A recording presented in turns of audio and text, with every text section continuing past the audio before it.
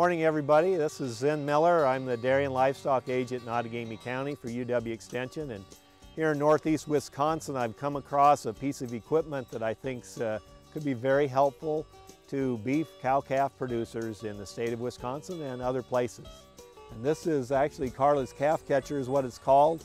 It's mounted on a 2555 John Deere, and she uses this to process her calves when they're born out in the field. We'll show you that later in this segment. One of the things we think is important is that this is a safety issue. Those mama cows get pretty distressed and sometimes charge. I've seen them put dents in pickup trucks and so forth when you're processing calves, so this does away with that. Another segment will show you how Carla uses this.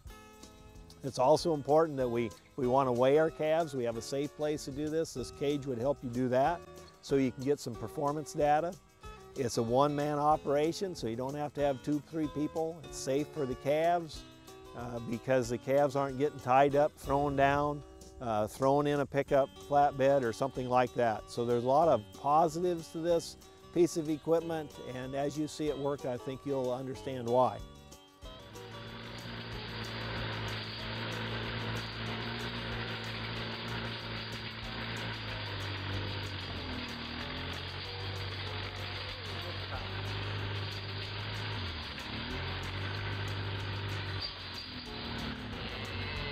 When we're processing, of course, we can get some ID in these calves so we know what cow they're out of, what sire they're out of, the date they're born. Finally, I think we need to recognize that in the first 7 days of life is the biggest chance of calves dying, so if we can catch them, check them out, we can see if they're healthy and proceed from there.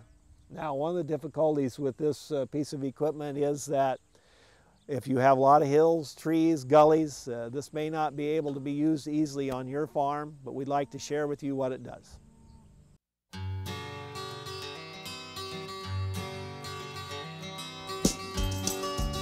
Denny, tell me about your operation. Well, Zen, the Oneida Nation farm has a total of about 5,000 acres of assorted crops, and our main focus right now is on the beef herd. We're going through a small expansion of the beef herd, so we've increased our market share to force us to expand our herd a little bit. So we are cow-calf all the way through finishing. We have the whole thing right on site right here. So that's where this idea came up. Okay, so basically this is a safety concern for your operators. It's a safety concern for the operators. It's a one-man operation. I can send one person out to the field. We can do this. And it's also a safety concern for the cattle. We never have to worry about the calf being injured. We never have to worry about the cow being injured or the person that's processing the calf. Okay, well tell me about processing the calf. What do you do in the field? And why are you doing it? Well, first couple days with me, with the tribe's philosophy, the first couple days is our big thing for health. So we want to catch that calf as quick as the calf is born. We want to get it vaccinated, tattooed, that we can verify parenthood and stuff like that. So they go through a rigorous vaccination. We can tell sex. We do weigh calves at times, not all the time, but we do weigh them at certain times to run through records later on. Okay, now here in northeast Wisconsin, we have some woods and some hills, but how does this work? I'm a little concerned about valleys and so forth. Then we're out here, we have pretty flat open ground. We don't have a lot of deep waterways or anything else. It's pretty flat open ground, so it works very well. It, we've got the little wheels on the side of it to float, but yet we can control the whole thing with the 3-point hitch on the tractor. Okay, very good. Well, I'm sure think that this is something that people ought to look at here, and I'm glad that the tribe has tried it, and we're going to give you some more information as far as how to build, as far as how to operate, and how this contraption works, or this piece of equipment works.